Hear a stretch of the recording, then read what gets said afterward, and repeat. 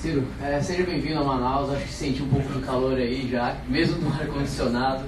É muito bom ver mais políticos de outros eixos vindo para Manaus para entender um pouco mais da realidade e estar em roda de conversa como essa.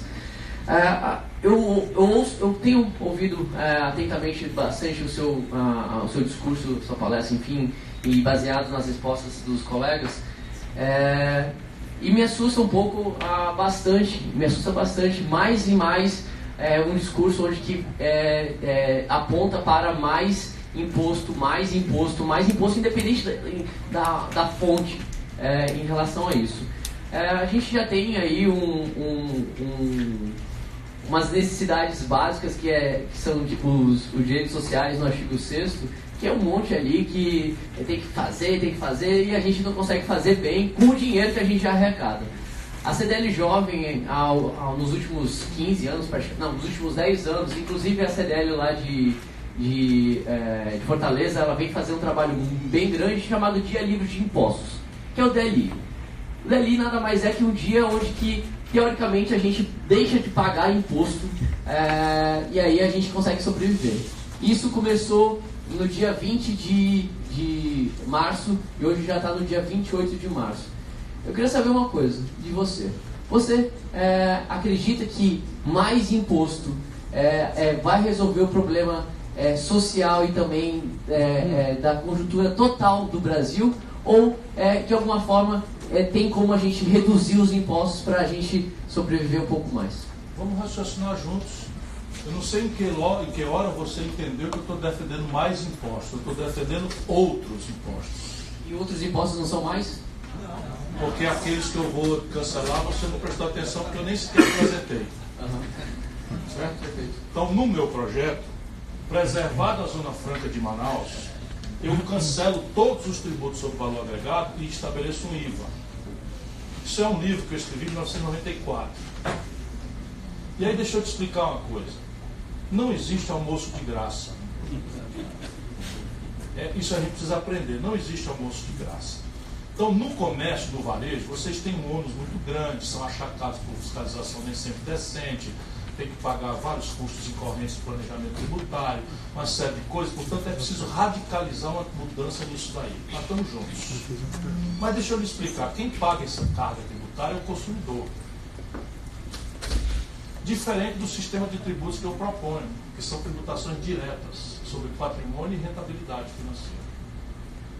Isso é que é o justo no mundo. Porque sabe quanto é o IVA em média nos países? 7%. O pior IVA que eu conheço é 12%. No Brasil a tragédia é tão grande pelo ganho de escala.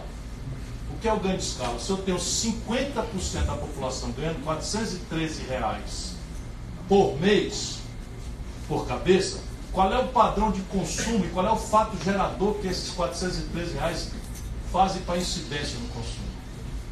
E os custos fixos do Estado Nacional Brasileiro, por exemplo, Exército, Marinha, Aeronáutica, são para todos, as estradas são para todos. Então, qual é o problema do Brasil? Você tem 50% da economia na informalidade, uma concentração de renda absolutamente selvagem, e os custos fixos do Estado incidindo sobre uma minoria cada vez menor que permanece na formalidade do mercado de trabalho. Então, você tem razão, mas não tem, compreende? Você tem razão no diagnóstico, porque o peso fica muito grave. Você está carregando um preço que não é razoável.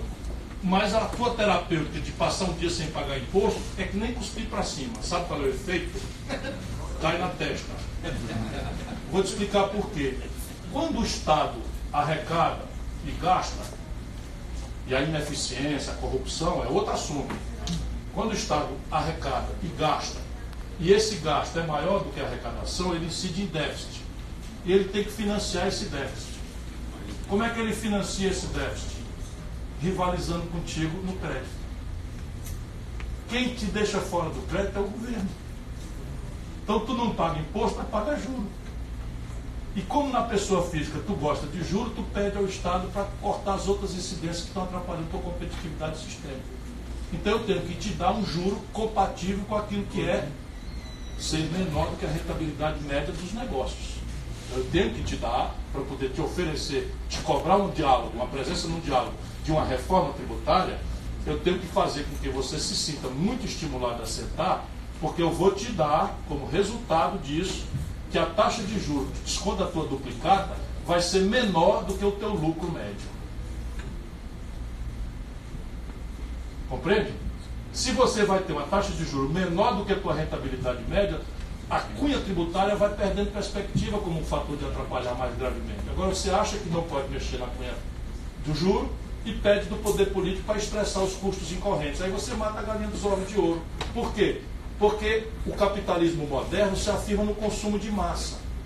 E o consumo de massa se afirma na renda. Então o que é que nós estamos fazendo? Nós estamos deprimindo a renda e o crédito populares e estamos destruindo nosso tecido produtivo. Você compreende isso que eu estou dizendo? Então isso tudo é casado uma coisa com a outra. Por isso que não é salvador da pátria. Isso é um grande conflito que nós temos que resolver. Sabe, tem que ser, se pudesse fazer uma metáfora, assim, é um clube. Vamos nos sentar aqui. O que é que a gente quer do país? Vocês querem a BR-319? Vocês querem a renúncia fiscal de 25 bilhões para a Zona Franca de Manaus? Vai botando na conta. Vocês querem ter uma universidade federal? Quanto custa? Vocês querem ter um instituto de pesquisa? Bota aí quanto custa. Quer ter um Instituto Nacional de Biotecnologia ativo, não seja um prédio no Elefante Branco? Quanto custa? Depois faz isso para o país inteiro e faz a conta. E depois que a conta estiver feita, que eu chamo de orçamentação, vamos dividir a conta. Não é assim que a gente faz no clube? No clube a gente faz assim. Só que no clube a gente tende a ser democrático. No Brasil, como metade do povo não ganha nada, a gente tem que fazer uma conta progressiva. Percebe? Por isso que a gente precisa ter uma alíquota de imposto de renda mais progressiva, como eu criei quando eu fui ministro. Vou dar um nome aqui. William Bonner ganha, consta entre 800 mil e 1 milhão e 100 mil reais de salário por mês. E o Brasil permite, ele não está cometendo crime nenhum, que ele se apresente como uma pessoa jurídica. Sabe quanto é o imposto de renda dele? 15%. Eu pago 27 mil porque eu não aceito fazer empresa para fazer uma palestra, dessas que eu cobro, para poder fazer de graça para a juventude e viajar aí, para você precisar roubar nem aceitar a favor de ninguém. Então, essas coisas são assim. Não adianta tu pôr a tua posição, está correta. Porra, imposto demais, muita confusão, muito gasto, muita charge, muita inteligência, dificuldade. Está coberto de razão, mas tu vai ficar só do teu lado e o outro. E o outro lado. Esse é o problema do Brasil, da nação brasileira está se esgarçando. O Paulo Guedes chega a dizer que o povo brasileiro não poupa o povo pobre. Olha o que passa na cabeça de um sujeito desse. A ministra da Agricultura chegou a dizer ontem que a carne estava barata demais. Que subiu, que tinha que subir mesmo, que está barata demais. Olha a empatia desse povo. Isso aqui é uma sociedade, meu irmão. Se você acha isso no pessoal, se recate. Sabe? Se recate. Lembre que você faz parte de uma comunidade e o Estado lhe devolve ruas limpas e asfaltadas, o Estado lhe devolve a iminência. Não é? Deveria, né? Mas não acontece isso. Olha, desculpa, mas devolve sim. Podia ser muito melhor, sem nenhuma dúvida, mas devolve sim. Se você, Deus o livre, tiver necessidade de um transplante, você vai ver como ele devolve. Só quem faz transplante no Brasil é o setor público. Só quem faz transplante no Brasil é o setor público. Você paga plano de saúde e eles nunca vão te atender numa medicina de alta complexidade. É ruim? Claro que é ruim. Tem ineficiências horríveis. Mas aí a vaca pesteou de carrapato, vamos fazer o quê? Matar a vaca? Isso é que é o egoísmo no Brasil, meu irmão. Nós estamos juntos.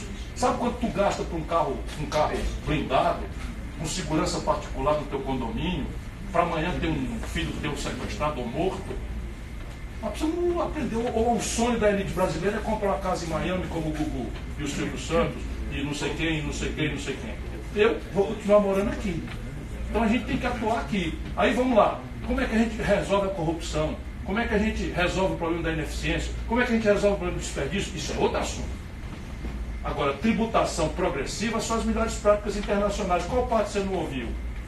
Acho que é a corrupção e a forma de gasto que é o problema maior. Não é mesmo.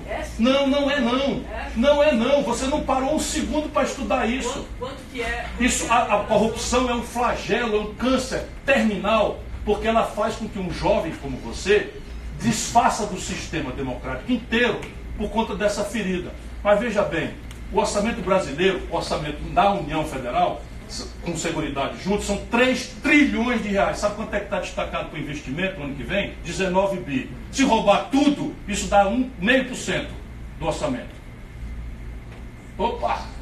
Qual é a corrupção? É grave, gravíssimo. Por quê? Porque você não pode pedir austeridade à comunidade, à sociedade, com desperdício, privilégio, a roubalheira. Eu falo isso porque eu não fui morar no palácio. Não fui morar no palácio. Eu morava numa casa alugada, fui eleito governador, resolvi continuar morando na casa alugada porque eu não queria que meus filhos crescessem.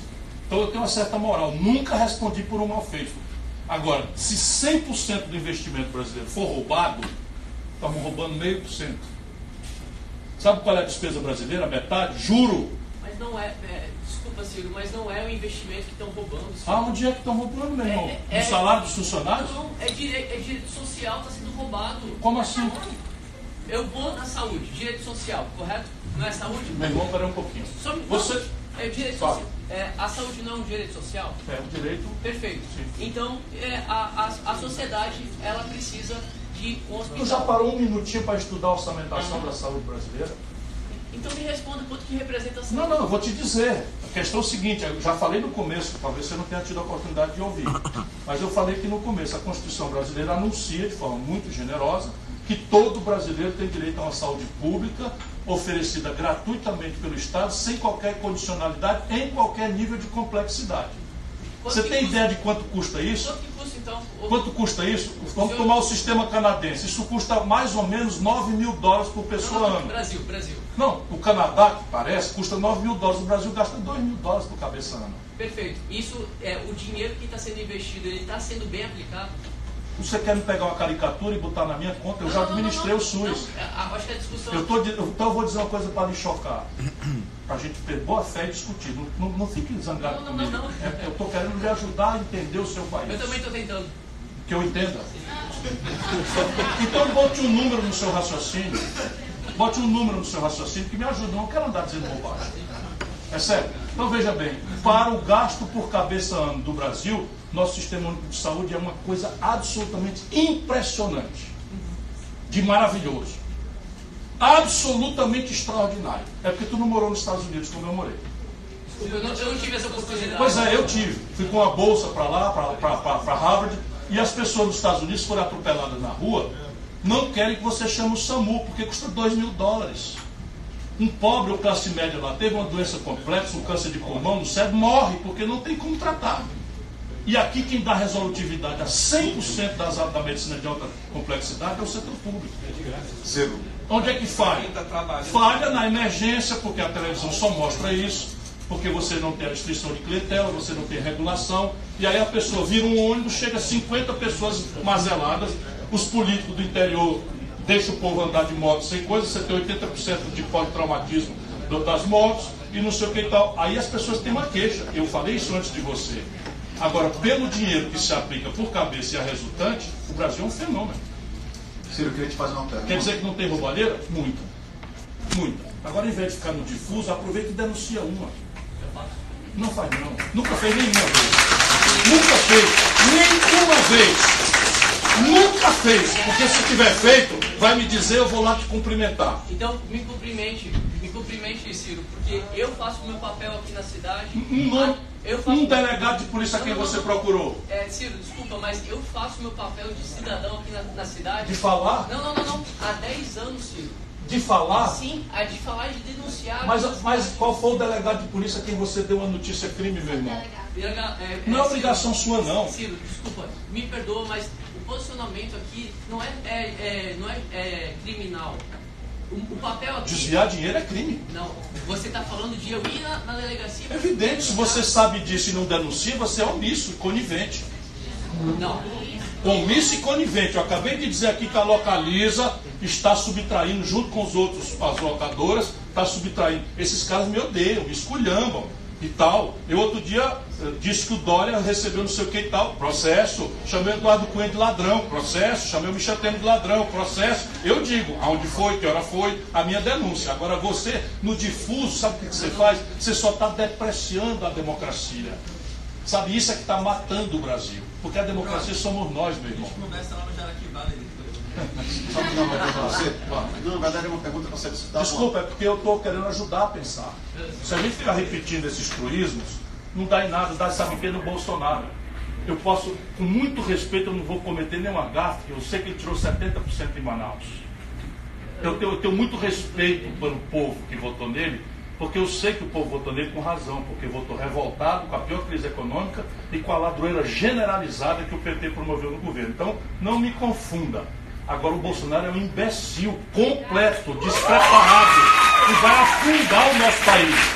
Vai afundar o nosso país. Olha o que eu estou dizendo. Anote aí, faz 10 meses que ele é presidente. Só um minuto aqui. Só para perguntar se está à vontade, por causa do horário. Eu estou completamente. Eu adoro isso. Eu me alimento disso. Pela boa. Então, é o seguinte, A minha veemência é só porque eu acredito muito no que eu falo, entendeu? Até a hora que alguém me dê uma ideia nova, eu troco. Não, é porque eu estou preocupado que as pessoas estão aqui já há mais de 3 horas. Não, para vocês é que sabem. Eu estou com muita felicidade e alegria aqui, agradecido. Obrigado. Eu estou imaginando fazer mais 3 perguntas e depois liberar o pessoal e o Ciro ficar à vontade até meia-noite aqui. Mas só vou tentar resolver agora, pessoal, tá bom? Eu vou fazer 3 perguntas oficiais aqui, vai ser uma de você que está com o microfone, né? Outra uma de vocês dois aí. Pessoas diferentes, a gente. Não, eu só posso ser 3, eles estão pedindo aqui na frente aqui. Uma vocês entendam aí. Pode ser conjunto, pode ser vocês dois, uma pergunta só, entendeu? Aí outra dele aqui e última do secretário aqui de... Então assim, só posso fazer 3, depois eu vou dissolver e quem quiser ficar, fica. Ok? Pode ser assim? Eu vou só fazer assim, vou pegar, vai ser 3 oficiais, tá? E encerra e fica à vontade aqui, tá bom? Só pra gente poder criar uma... Ok? Então vamos começar. Quem tá com o microfone aí? Bernardo, quem tá com o microfone? Você? Tá, faz o Bernardo, você é jovem. Faz a pergunta, depois a Taliba e depois o Vista, tá? Desculpa, o Vista. Vamos lá, então uma aqui, outra aqui. Vamos fazer 4 então, pronto. Vamos lá, Bernardo, rapidinho a pergunta aí. Boa noite, Ciro. Boa noite, meu irmão. Apesar de eu gostar do campo dos números, a minha pergunta é em outro ponto. A respeito da PEC da segunda instância, o teu posicionamento do teu partido qual é? Veja, o Brasil precisa discutir as coisas como elas são e não como esses ódios e paixões estão fazendo. Então, o que é que estabelece o princípio constitucional universalmente pacificado em todo o mundo civilizado? Presunção de inocência, ampla defesa, contraditório, ônus da prova a quem acusa e sentença quando o trânsito em julgado acontecer. Isto está escrito em todas as constituições do mundo civilizado. Portanto, eu sou absolutamente contrário à prisão antes do trânsito em julgado. Isto dito, só o Brasil, produto da nossa elite, dá 4 graus de jurisdição para crime comum. Então o problema não é a prisão em segunda instância. O problema é que o princípio do trânsito em julgado, como a única razão para a execução da pena, é um princípio fraudado no Brasil, porque a elite conseguiu, ela que pode pagar advogado, 4 graus de jurisdição por crime comum. No mundo inteiro morrem 2. E é o que nós precisamos fazer, acabar com os recursos ao STJ e ao Supremo para crime comum. Mas deixa eu lembrar a vocês, antes que a gente pense que esse ódio que muitos têm, paixão que outros tantos têm pelo Lula, não devia nos desorientar, porque isso aqui também tem a ver com a execução, por exemplo, de punições tributárias. Por exemplo, é o mesmo princípio. Você só poderia liquidar um auto de infração tributária exaurido o itinerário de recursos, que é o princípio, né, do trânsito em julgado. Então, se você achar bom mandar prender o Lula, é bom lembrar que acaba também, ainda que você tenha graus de jurisdição em instância administrativa e em instância judiciária, e essa é a grande confusão no Brasil. A gente nunca tem direito, e eu estou chamando o tempo todo, quais são as melhores práticas internacionais. Só tem um jeito da gente sair desses ódios e paixões, é dar uma olhadinha, pelo menos no que puder, como é que o mundo resolve isso. Então, em qualquer civilização do mundo, a presunção de inocência e o contraditório e a ampla defesa só se exaurem no trânsito em julgado. Trata-se de definir o que é trânsito em julgado. No caso do Brasil, trânsito em julgado são 4 graus de jurisdição.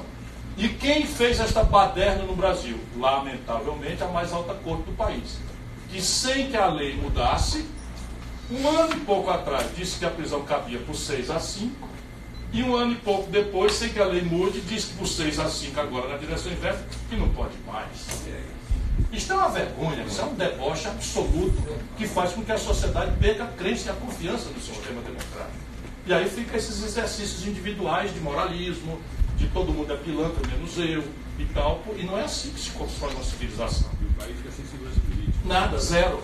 E aí você não entende, 33 bilhões de dólares foram embora do Brasil. Por quê? Porque os caras lá fora têm compliance, eles sabem. O que diabo é isso? Que merda é essa? O cara é da mesma lei. A mesma lei, não mudou nada. Um ano e pouco atrás, e para desgraça nossa, com uma figura carismática como o Lula no centro do processo. Aí é um desastre, meu. Portanto, a gente precisa deixar o Lula de lado, por bem ou por mal, e pensar nas nossas instituições para sempre. O que é correto, o que é decente, pouco importa os oportunismos de ocasião. E aí nós vamos aprender, por exemplo, que um juiz não pode liderar um processo penal. Porque o papel do juiz não é liderar um processo penal, não é ser salvador da pátria, não é ser xerife, não é ser chibata moral da nação. Claro que nós estamos zangadíssimos com a impunidade e tendemos a beatificar um juiz de 1.000 e tantos juízes federais que agora tomou para si a tarefa de ser a chibata moral da nação. Sabe em qual país do mundo sério um juiz condena um político e menos de meses depois vai ser ministro do outro político de oposição? Em nenhum lugar do mundo. Isso é uma lesão ética absolutamente deplorável. Nós temos um politiqueiro endeusado por certas pessoas como um chibata moral da nação.